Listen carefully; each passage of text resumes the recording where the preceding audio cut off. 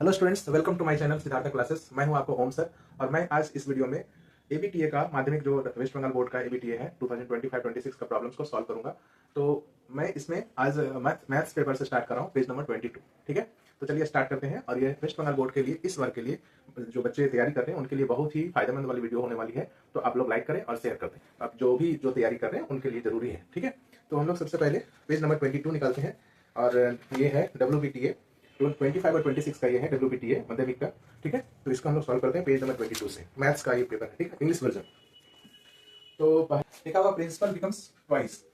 ठीक है, जो प्रिंसिपल दिया हुआ है वो ट्वाइस हो जा रहा है इन 10 ईयर्स, 10 साल में। ठीक है, इन 10 ईयर्स। तो यहाँ पर समझ रहे हैं कि यहाँ पर प्रिंसिपल को क्या मान लेते हैं, प्रिंसिपल को क्या मान लिया हम लोग, P मान लेते हैं। ठीक है, और टाइम यहाँ पर दिया हुआ है 10 ईयर्स।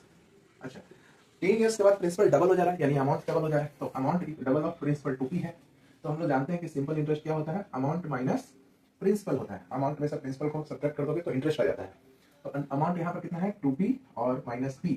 ठीक है, तो ये हो जा रहा है कितना हो जाए, 2P माइनस P, P हो जा रहा है। तो ये तुम्हारा क्या हो जा रहा है, किसे ये हो जा रहा है सिंपल इंटरेस्ट। ठीक है, अब देखो कि सिंपल इंटरेस्ट P मिल गया। तो इस केस में हमको रेट ऑफ इंटरेस्ट निकालना है। तो रेट ऑफ इंटरेस्ट क्या होता है, S I into 100 by P into T होता है। तो एस आई तो मुझे पी ही मिला है और 100 यहाँ पर divided by P into 10। P से पी कैंसिल आउट हो गया, 10 से 100 10 टाइम्स में, यानी ये हो गया 10%। फर्स्ट ऑप्शन क्या हो जाएगा, बी। ऑप्शन बी हो जाएगा 10%। ठीक है,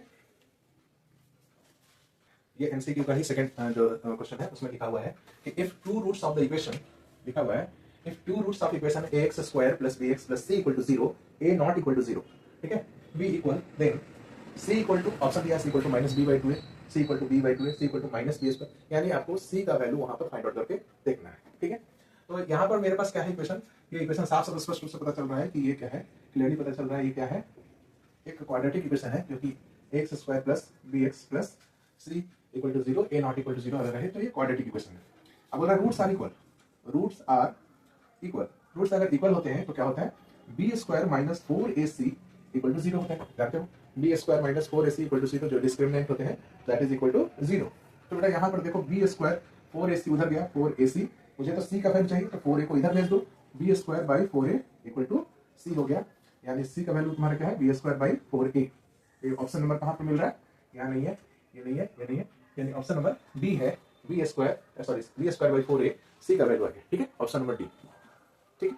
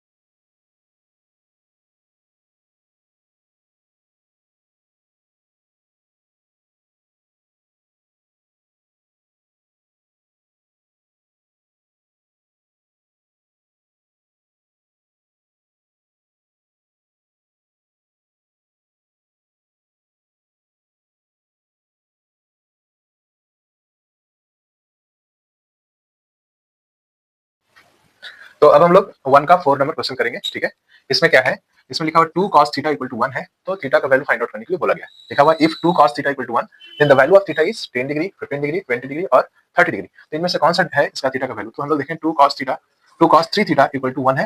ठीक है, तो cos 3 थीटा इक्वल टू कितना हो जाएगा, cos 3 थीटा इक्वल टू 1 और ये 2 नीचे गया तो 1/2 और 1/2 किसका वैल्यू है, cos 60 डिग्री का वैल्यू है। ठीक है, तो cos 60 डिग्री का वैल्यू है, तो 3 थीटा इक्वल टू इसका मतलब 60 डिग्री हुआ, थीटा का वैल्यू 60 डिग्री बाई 3 यानी 20 डिग्री हो गया।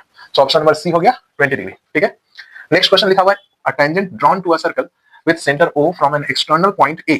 तो पहले हम लोग एक सर्कल बनाते हैं जिसका सेंटर O है और इस पर एक एक्सटर्नल पॉइंट से टेंजेंट ड्रॉ किया गया। सपोज करो A है यहाँ पर और B पर वो मीट कर रहा है, तो ये जो है लिखा हुआ OB को मिला दिया जाए तो OB क्या हो जा रहा है, रेडियस हो जा रहा है और OB का वैल्यू दिया हुआ है 5 सेंटीमीटर और AO का वैल्यू यहाँ पर दिया हुआ है 13 सेंटीमीटर। AO का वैल्यू कितना दिया है 13 सेंटीमीटर। एक बात याद रखना कि टेंजेंट और radius at the point of contact दोनों एक दूसरे के परपेंडिकुलर होते हैं।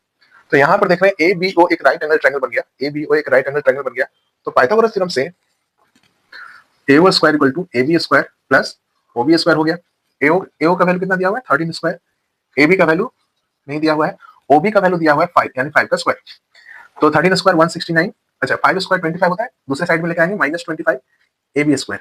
तो यहाँ देख रहे हैं 144 AB स्क्वायर, तो AB इक्वल टू क्या हो गया √144 यानी 12 सेंटीमीटर। AB का वैल्यू हो गया 12 सेंटीमीटर, यानी जहां ऑप्शन है ऑप्शन नंबर ए ये है 12 सेंटीमीटर, इसका आंसर हो जाएगा। ठीक है, क्वेश्चन नंबर 6 जो है इसी प्रकार से क्वेश्चन नंबर 6 है, तो इसमें से कोई 5 ही करना है आपको। 6 आपको क्वेश्चन दिए रहेंगे जिसमें कोई 5 ही करना होगा, तो 5 है लेकिन 6 नंबर भी बना देते हैं। 6 में लिखा हुआ है कि से if 35 removed from the data, 6 number लिखा हुआ if 35 is removed from data, if 35 is removed from data, data दिया हुआ 30 34 30 34 35 36 37 38 और 39 तक दिया है। then the median changes by increased by, median is increased by option दिया है, ऑप्शन में है 2 1.5 1 एंड 0.5, ऑप्शन दिया है 2 1.5 1 एंड डी नंबर दिया है 0.5। तो यहां से देखो ध्यान से, बोल रहा है कि से मीडियन जो है, अगर मीडियन में कितना चेंज हुआ तो शुरुआत में मीडियन कितना होगा। तो सबसे मीडियन के लिए पहले हम लोग जानते हैं क्या, दो फॉर्मूला होता है मीडियन के लिए। अगर जो अनग्रुप्ड डेटा दिया रहे, अनग्रुप्ड डेटा रहे तो उसके लिए क्या फॉर्मूला होता है, median equal to n + 1/2th observation. ठीक है, कब होता है, जब n अगर ऑड है, तो n अगर ऑड है, n क्या है नंबर ऑफ ऑब्जर्वेशंस, यानी यहाँ पर कितने ऑब्जर्वेशन 1 2 3 4 5 6 7 है, तो 7 ऑब्जर्वेशन, n का वैल्यू यहाँ पर 7 हो जा रहा है। अगर n ऑड है तो उसका मीडियन n + 1/2th ऑब्जर्वेशन होगा, यानी 7 + 1/2th हो जाएगा यहाँ पर, यानी 7 + 1 कितना होगा 8, 8/2th, 8/2 कितना होता है 4th, तो यहाँ से 4th ऑब्जर्वेशन। और हमेशा याद रखना मीडियन निकालने के पहले जो भी डेटा दिया रहे उसको अरेंज कर लेना। यहाँ पर ऑलरेडी अरेंज दिया है, लेकिन जहाँ अरेंज नहीं दिया रह सकता है तो वहां पर पहले अरेंज करेंगे इन इंक्रीजिंग ऑर्डर। ठीक है, असेंडिंग ऑर्डर में उसको अरेंज कर लेंगे। तो यहाँ पर जो दिया वैल्यू 30 34 35 36 37 38 एंड 39, तो n इक्वल टू यहाँ 7 है, सो मीडियन का वैल्यू यहाँ पर कितना हो जाएगा, मीडियन इक्वल टू 7 + 1 यानी 8/2th ऑब्जर्वेशन, यानी 4th ऑब्जर्वेशन। अब 4th ऑब्जर्वेशन क्या है 1 2 3 4, 4th ऑब्जर्वेशन कितना है 36 है। अब बोला इसमें से 35 को रिमूव कर दो। इफ 35 इज रिमूव्ड, 35 रिमूव होने से क्या होगा, जो ऑब्जर्वेशन हो जाएगा 30 34 36 37 38 39 हो गया। अब मेरे पास यहाँ पर n का वैल्यू 6 है, n का वैल्यू यहाँ पर क्या है 6 है, लेकिन 6 इवन है। तो इवन के लिए फॉर्मूला जो होता है वो मैं यहाँ लिख दे रहा हूँ। इवन के लिए जो होता है फॉर्मूला, ध्यान से समझो, मीडियन इक्वल टू ये n जो वैल्यू दिया रहता है उसका हाफ कर देंगे, आगे में हाफ मल्टीप्लाई कर देंगे। ठीक है, n का वैल्यू जो दिया है यानी n/2th plus n/2 + 1th observation, इसका हाफ का नेक्स्ट वाला नंबर। ठीक है, ऑब्जर्वेशन। तो यहाँ देखिए n का वैल्यू 6 है, सो मीडियन इस केस में कितना हो जाएगा, median equal to half of n/2 यानी 6/2th और प्लस 6/2 + 1th ऑब्जर्वेशन, तो हाफ 6/2th यानी थर्ड, और यहाँ पर 4th ऑब्जर्वेशन हो जा रहा है। थर्ड ऑब्जर्वेशन यहाँ पर कितना है 36 है और 4th ऑब्जर्वेशन 37 है, तो यहाँ पर हाफ ऑफ 36 + 37 हो गया, यानी यहाँ पर जो वैल्यू हुआ हाफ ऑफ 73 हो गया 36.5।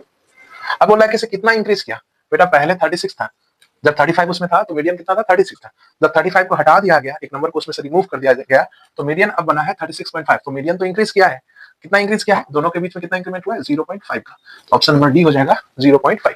ठीक है, कोई दिक्कत है यहाँ पर। नेक्स्ट में हम लोग चलते हैं, एक बार देख लो।